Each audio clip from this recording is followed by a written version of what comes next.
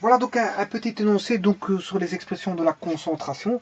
Calculer la molarité, la normalité, la molalité, qui sont trois termes bon, à consistance finale identique. Hein. Molarité, normalité, molalité, et à chaque fois le mot ité, ité, ité. Et c'est même pire que ça parce que on va dire que la molarité et la molalité ne se distinguent que par un R et un L.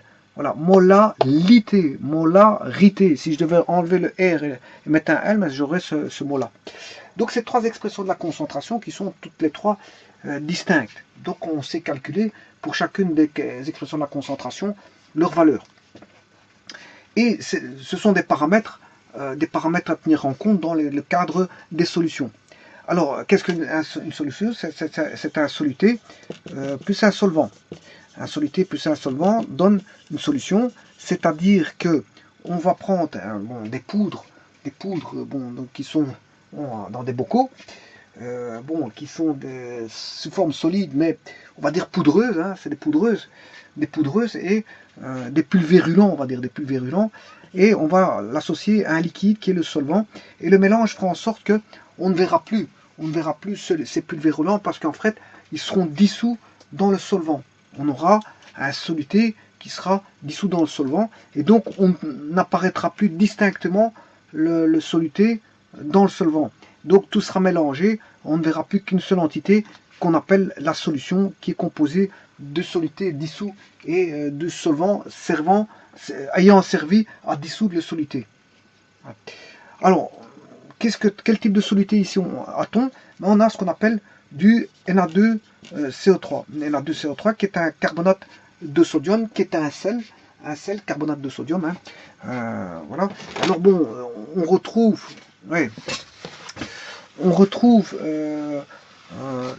bon, j'ai juste mis la masse moléculaire, hein, comme ça, bon, je n'ai pas à la calculer, elle est là, 106 grammes par mol. Voilà, la masse moléculaire du Na2CO3 vaut 106 grammes par mol. Et sachez que c'est un carbonate, mais qu'il existe bon, dans les minerais des sulfures, des hydroxydes, des sulfates, des oxydes, des carbonates. Et justement, c'est le cas ici. Hein, j'ai un carbonate de sodium. Sulfure, hydroxyde, sulfate, oxyde, carbonate. Phosphate.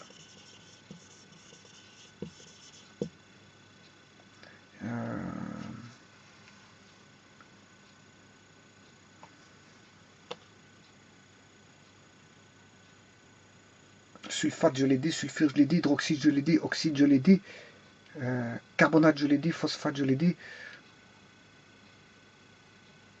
Voilà, et on pourra envisager aussi des...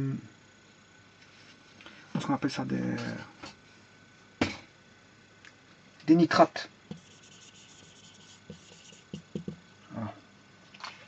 Ben, on retrouve le soufre ici, du OH ici, du sulfate SO4, SO4 avec toujours du soufre, hein, des oxydes, O, un carbonate CO3, phosphate PO4, nitrate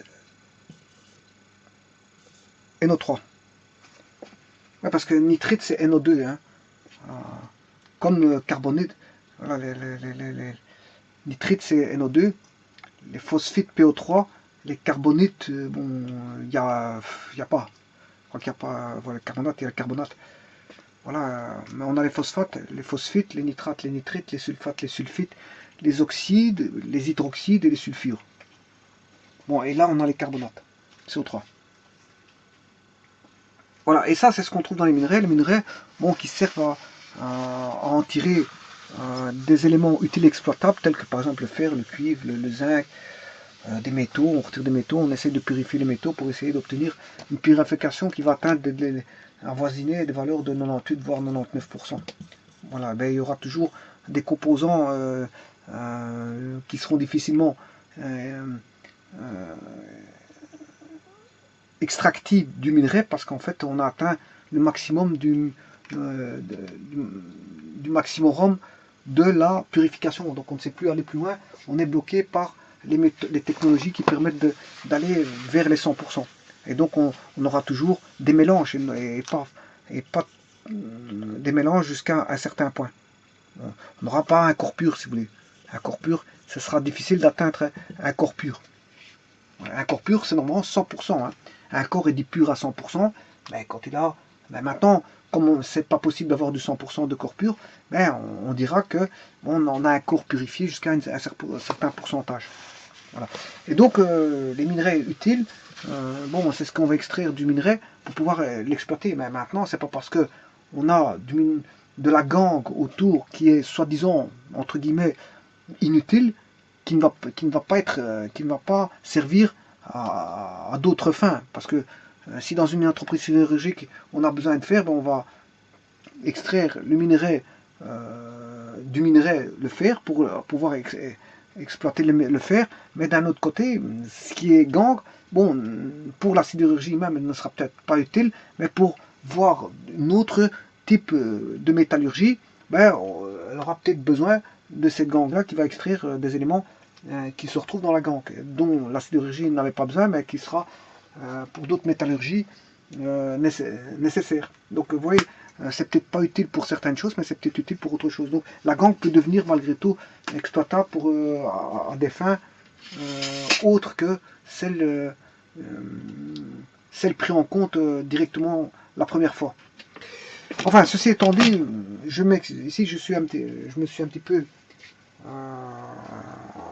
va dire, éloigné du sujet. Sachez tout simplement que le Na2CO3 est juste un carbonate et donc fait partie, voilà, des carbonates, de la famille des carbonates.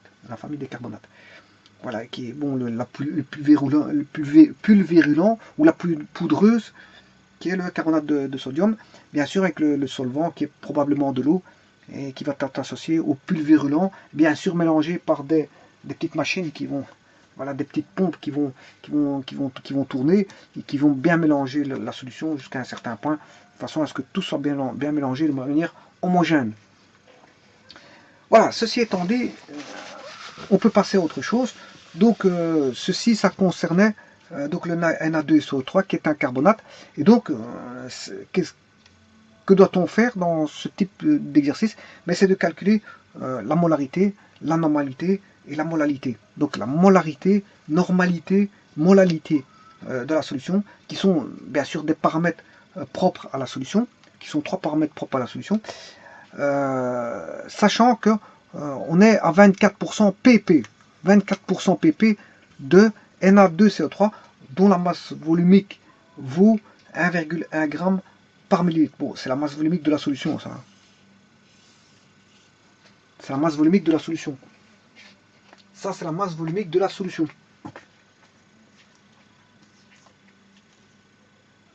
Voilà. Parce que Na2CO3 est considéré comme solide. Hein. Voilà, c'est une masse volumique. Mais là, le solide, au départ, il est pulvérulent. Donc on voit bien qu'ici 1,1 g par millilitre, c'est au niveau de la solution. C'est quand il y a le...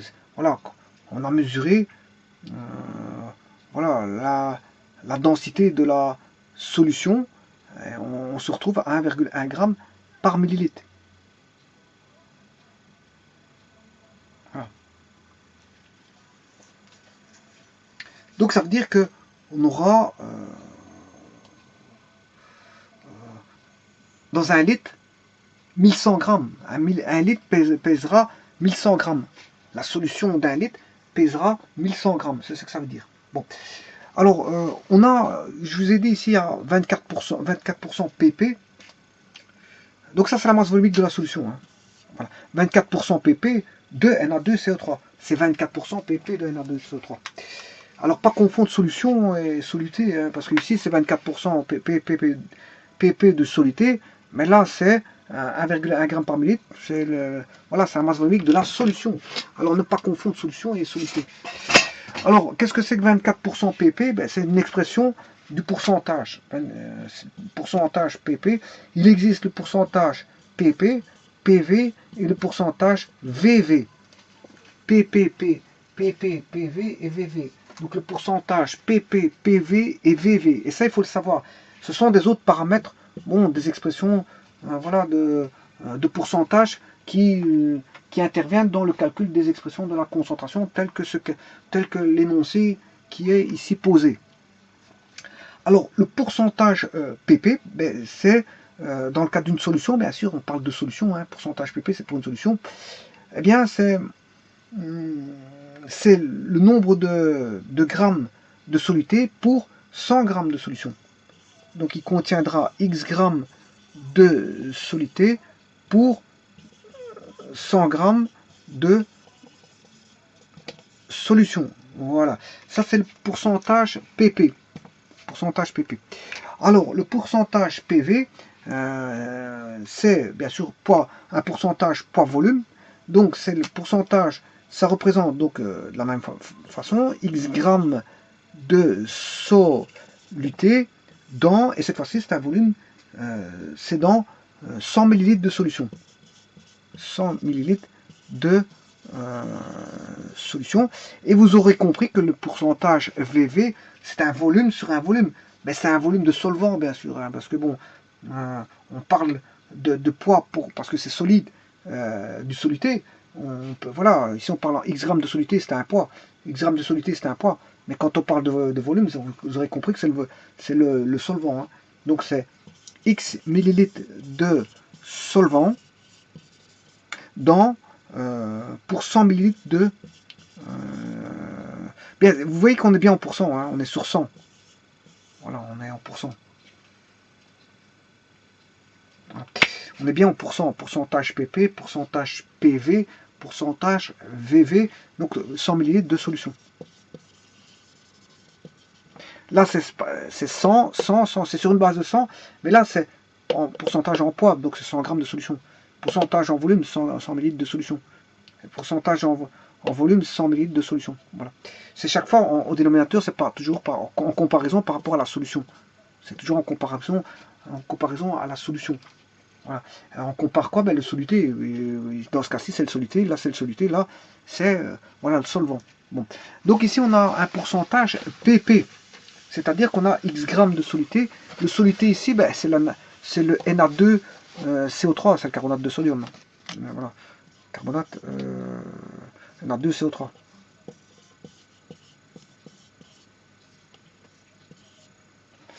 Alors, voyons voir les choses. Donc, on a 24% PP, ça veut dire 24 grammes sur 100 grammes de solution. 24 grammes on a 24 grammes de Na2CO3 sur une base de 100 grammes de solution. Mais ici, on n'a pas 100 grammes de solution. Hein. Voilà. Alors, il faut calculer la molarité. La molarité, ben, c'est le nombre de moles, c'est une expression de la concentration qui est un paramètre de la solution qui va nous donner le nombre de moles dans un litre. Voilà, et c'est un paramètre bon, qu'on sait mesurer et qui est bon, très utile dans l'utilisation des expressions de la concentration. Donc le nombre de moles dans un litre. Et là, ça c'est ce qu'on appelle la concentration de Na2CO3 qu'on indique par des crochets fermés, un crochet ouvert et un crochet fermé, et à l'intérieur on indique voilà, la molécule pour laquelle on désire parler de la concentration. Et la concentration, c'est le nombre de moles pour une base d'un litre, voilà, qu'on appelle aussi la molarité. Et voilà, c'est ça la molarité. Voilà, c'est sur une base c'est le nombre de moles, bien sûr de Na2CO3, nombre de moles de soluté. Hein. Ici, c'est le nombre de moles de Na2CO3 de soluté dans un litre qui constitue la molarité. La molarité. C'est la molarité. Alors, on va calculer ça, le nombre de moles. Le nombre de moles, c'est la masse du composé, qui est là, ici, le Na2CO3, par rapport à la masse molaire.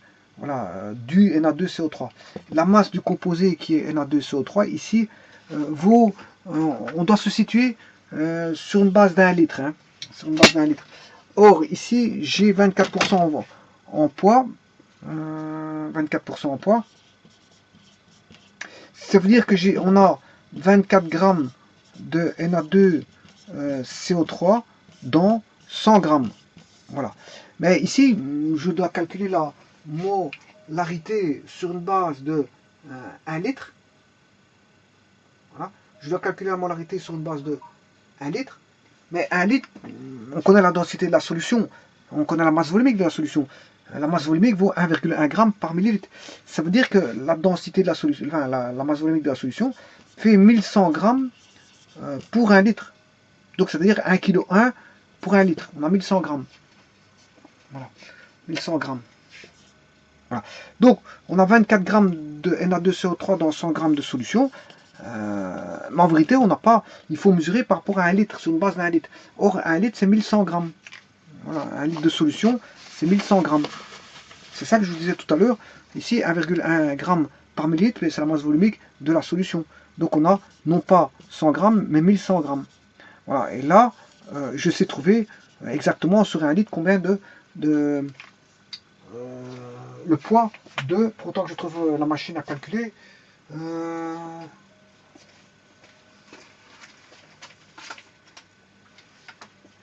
Voilà. 1100 grammes, donc je mets X ici. L'inconnu, c'est combien de grammes est contenu dans 1100 grammes de solution, sachant que 24 grammes, c'est une règle de 3. C'est une règle de 3. On va établir cette règle de 3, c'est 1100 divisé par 100. 1100 divisé par 100 fois 24. Ce qui fait 2,64 fois 10 exposant 2, parce que mon nombre il est en notation scientifique, ce qui veut dire que ça fait 264 grammes dans 1 litre. Voilà. On sait bien qu'on a 264 grammes dans 1 litre. Voilà. Donc la masse du composé fait 264 grammes dans 1 litre, mais la masse molaire est de 106 grammes. 106 grammes. Donc je sais calculer le nombre de moles. Voilà. Nombre de moles. On sait bien qu'on se situe dans 1 litre, hein, parce que 1100 grammes, c'est dans 1 litre. Hein. Ça a déjà été fait. Donc, on va faire 264 divisé par 106, ce qui fait 2,4. La molarité est de 2,4. Voilà. On a une molarité de 2,4.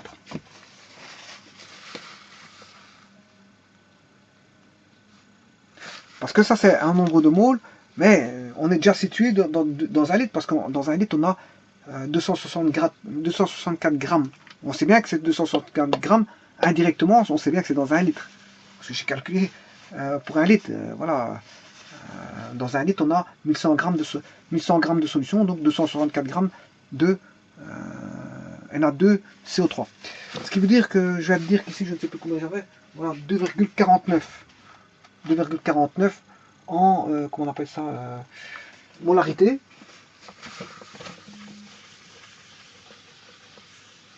En molarité, la molarité M est égale à 2,49. Hein, je crois que c'est ça. J'ai déjà oublié. Ouais, 2,49, c'est ça. Alors, maintenant, ce qu'il faut faire, c'est de calculer la normalité. Mais la normalité est toujours plus grand que la molarité si N est plus grand que 1. Mais la normalité est égale à M si N est égal à 1. Alors, qu'est-ce que c'est que la molarité? La molarité, on a une forme molaire si on a un équivalent gramme de solution, de soluté, je m'excuse, hein, de soluté, dans 1 litre de solvant. Ce qui veut dire qu'on a une mole de soluté divisé par N dans 1 litre de solvant. Voilà.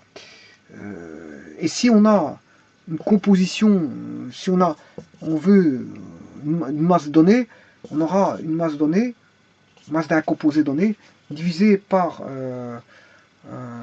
une mole, donc c'est-à-dire une mole de soluté, c'est la masse molaire, divisée par N, le tout dans 1 litre.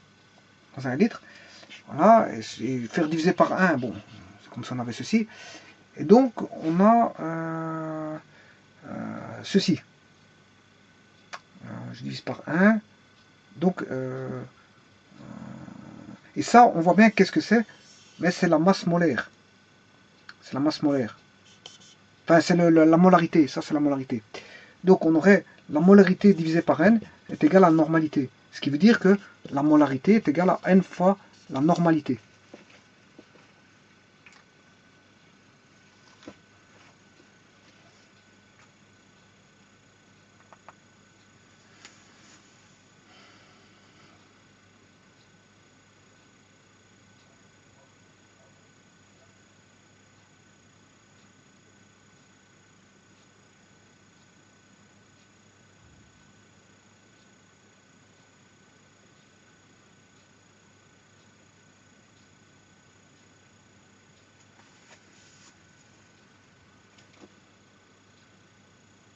Bon, si m égale n, on a la molarité égale à la normalité. Voilà.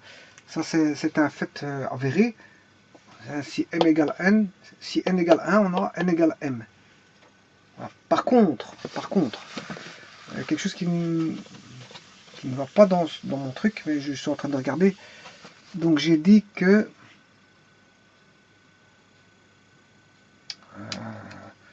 la masse du composé, bah ici Na2CO3 divisé par la masse molaire, celui-ci il faut diviser par N, voilà, divisé par 1, voilà, doit être égal à la molarité, à la normalité.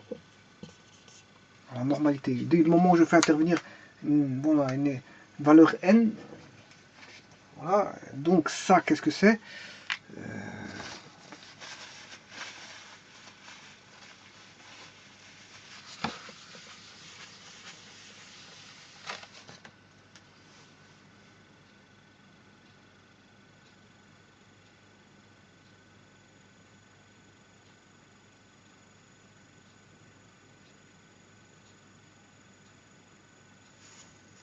Donc on aura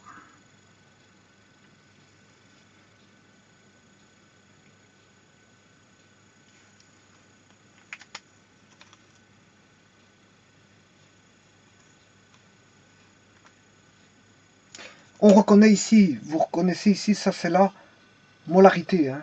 Donc je vais exprimer la molarité par rapport à la normalité. Voilà. Donc si j'inverse ceci, on aura quoi? La molarité, ici on a 1 sur n si vous voulez. Hein. Voilà. Donc on aura m fois n. On aura la normalité est égale à la molarité fois n. Voilà. Donc là on voit très bien que la normalité est beaucoup plus grande que la normalité est beaucoup plus grande que la molarité puisqu'on multiplie par un facteur supérieur à 1. Bon, si n vaut 1, on a normalité et molarité sont égales. Elles sont égales. Bon, mais ici, on n'a pas n égale 1 parce que je vais vous le montrer tout de suite. Je vais vous le montrer tout de suite. Donc, n égale m fois n. N est égal à m fois n. Qu'est-ce que c'est que ce n? Ben, on a affaire à un sel. Ici, quand on a affaire à un sel, ben, on a 2 CO3. Je vous rappelle que quand c'est un acide, HNA, ben, c'est le nombre d'ions, enfin de protons qui sont échangés. N, voilà, en moins. Alors, si on a un hydroxyde, c'est H, BOH, N. Le N, il est là. On a NOH- qui sont échangés avec du B+. Si on a une réaction redox, c'est la variation des tâches d'oxydation. C'est la variation des tâches d'oxydation. Soit celui-là qui monte ou celui-là qui descend. Il faut voir par rapport à quoi on calcule la normalité, hein, par rapport à quel composant. Est-ce que c'est celui qui monte des tâches ou qui descend des tâches? Ça, il faut voir. Pour un sel, ben justement, je vais vous le faire ici. Ici, on a bien un sel. Ben, c'est le ppCm entre les valences entre le sodium et le carbonate. Et ici, on a bien 1 comme valence. Oui. Pourquoi 1? Ben, je vais vous le dire tout de suite.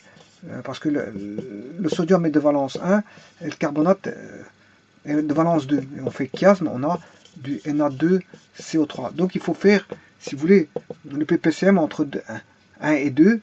Voilà, entre 1 et 2, mais ce qui le ppCm fait 2. Le petit commun multiple entre 1 et 2 fait 2. Voilà. Donc,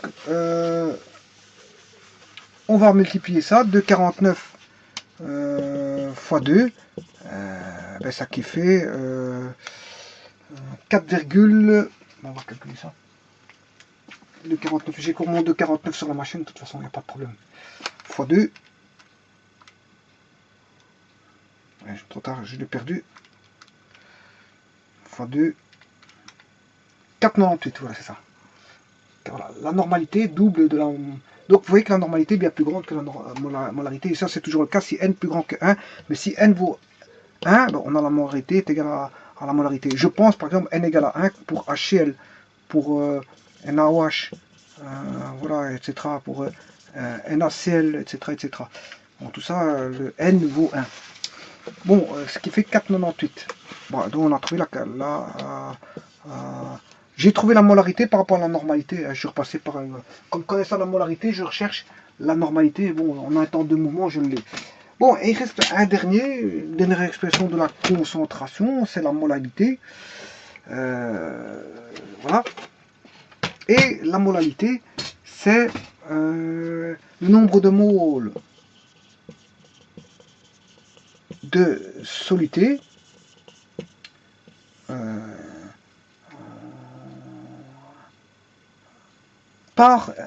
pour 1 kg de solvant. Pour 1 kg de solvant. Dans 1 kg de solvant. Bon. Mais le nombre de moles, on sait bien combien on a, parce que voilà, dans 1 litre, on a 2,49 moles. La molarité, là, hein, ça veut dire 2,49 moles par litre. C'est ce que ça veut dire. Hein. C'est de 49 moles par litre.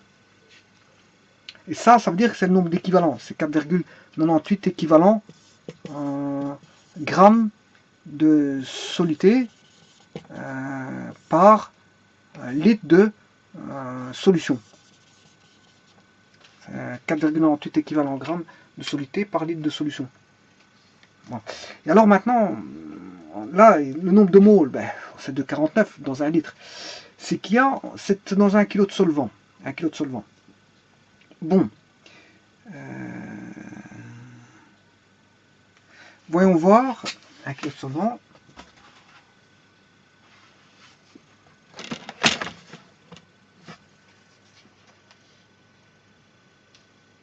Oui. Ce que je voulais dire. Attends, mais j'ai complètement oublié.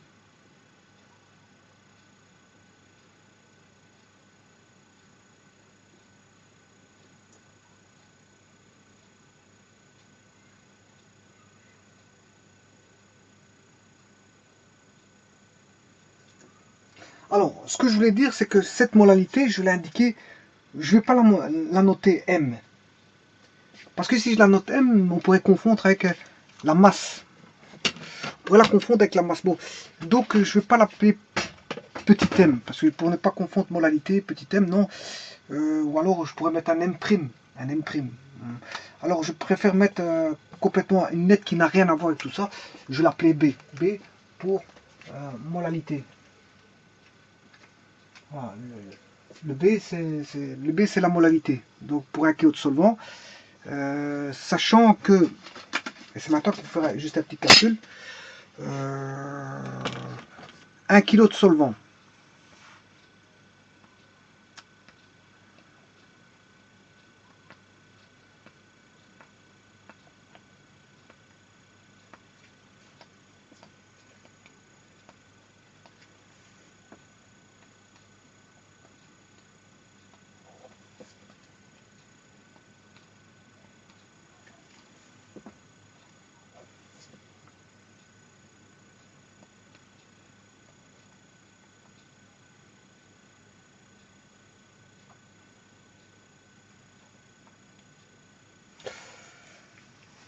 Pour 1 kg de solvant, ça fera... Oui, c'est attention que c'est 1 kg. C'est 1 kg de solvant, hein, attention. Hein. Ouais, parce que dans mon esprit, je suis encore... pour je suis court dans les solutions. Oui, auparavant, c'était par rapport à 1 litre de solution, mais ici, c'est par rapport à 1 kg de solvant. Bon, mais ici, le solvant, on sait le trouver. On sait le trouver. Parce que...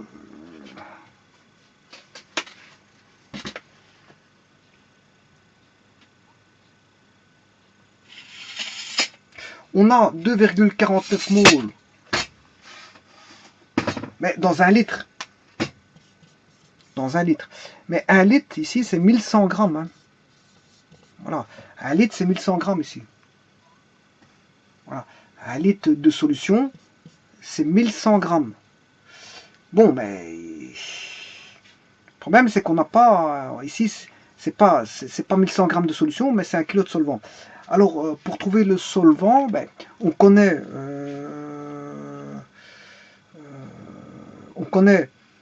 la solution, c'est combien? C'est 1100 dans un litre, 1100 grammes.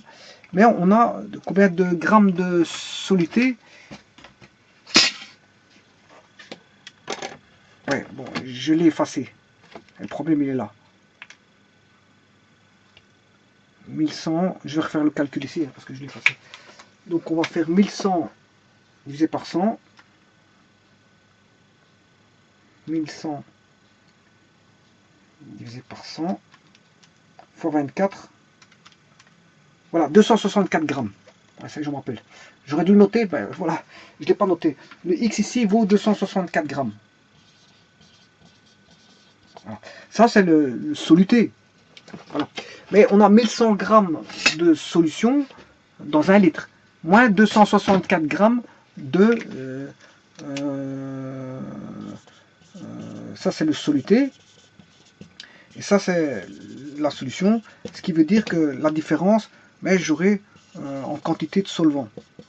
La quantité de solvant, mais je vais remettre sur 1 litre de solvant. Mais ça, je vais regarder par rapport par après. Je vais d'abord faire la soustraction entre les deux. 1100 moins 264, ce qui fait 836 grammes. 836 grammes de solvant.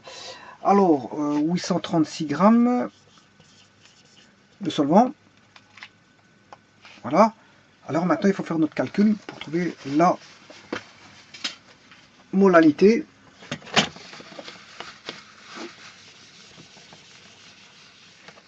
Donc on a 2,49 grammes moles dans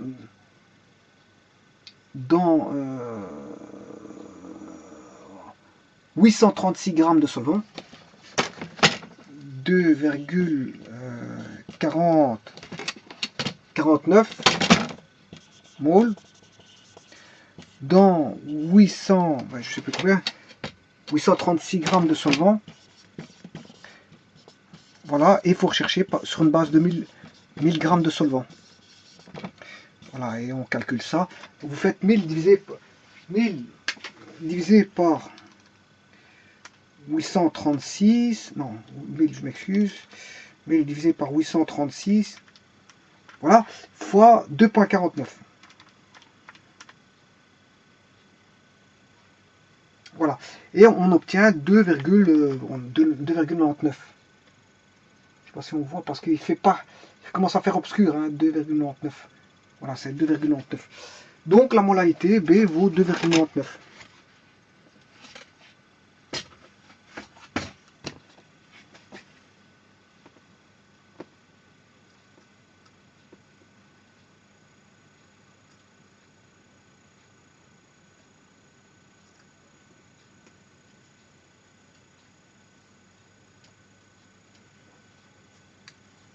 Donc, je vais l'écrire ici. 2, je sais plus ce que j'ai dit. 2,99. 2,99. Voilà. Commence à faire obscur, donc voilà. 2,99 moles par kilo de solvant. Voilà. Ça, c'est exprimé par rapport à la masse de solvant. C'est le nombre de moles bien sûr de soluté par rapport à la masse de solvant exprimé bien sûr pour 1 kilo. Pour 1 kilo. Alors moi je me posais une question. S'il n'existait pas une unité de sa molale, mais je m'en rappelle plus. Bon, je veux bien aller voir sur internet. Est-ce que la molalité n'avait pas une unité qui s'exprimait sous forme Voilà, on va regarder ça. Je vais regarder ça tout de suite et puis après, bon, je terminerai la vidéo.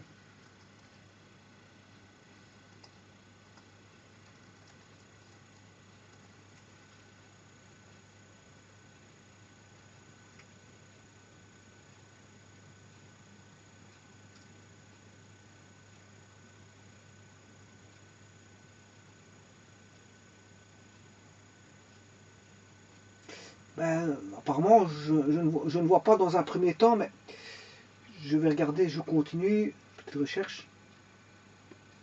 Non, c'est pas bien.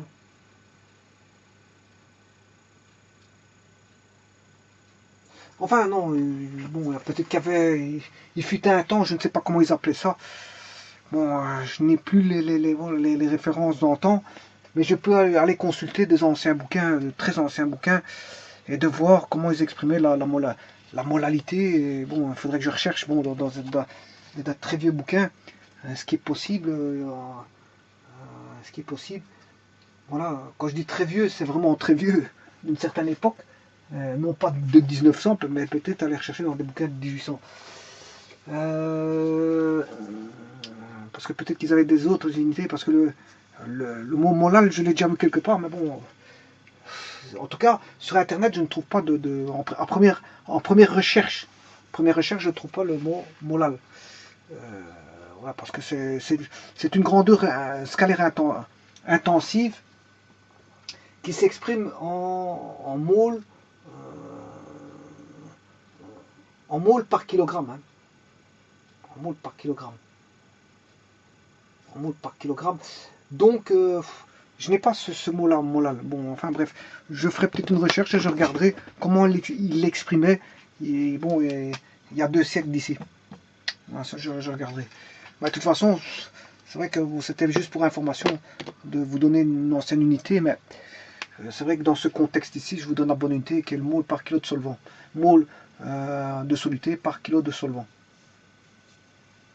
Voilà, donc molarité, normalité qui peut s'exprimer directement par rapport à la molarité, M fois N, et on a bien sûr la molalité.